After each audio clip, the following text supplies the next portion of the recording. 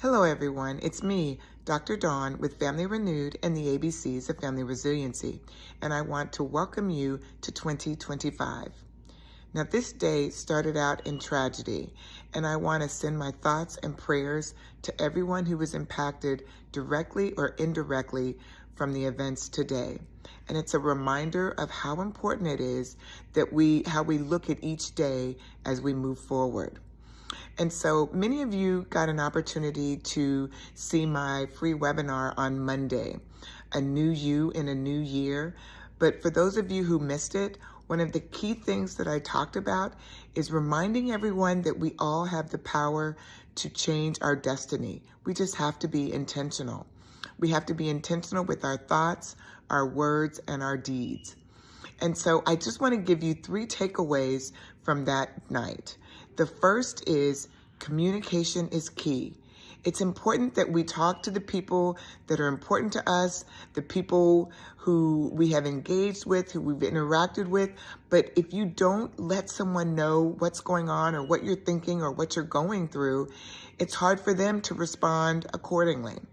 So learning how to communicate is important. And that's one of the things that we discussed. The second is focusing on the positive, because if you don't focus on the positive, you will be consumed by the negative.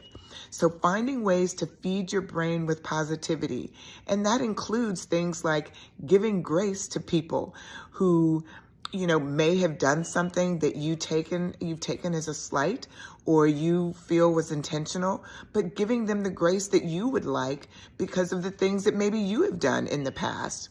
But this is an element that is important in keeping positive energy in your space, because if you focus on being angry and frustrated, that negativity, again, will consume you and destroy your relationships with others. And finally, don't let someone define you. Make sure that you are defining yourself. We've all had naysayers in our life. We've all had complications. We've all had challenges, or what I call opportunities for growth. And in those times and spaces, people can say things that are not healthy for you.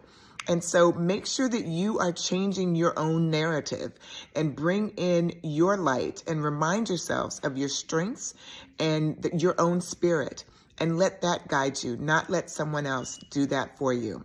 So again, these are the 3 takeaways that I had from Monday night. And if you have an opportunity to catch some of my other upcoming webinars, please do so. Otherwise, I want to remind you to thrive in 2025.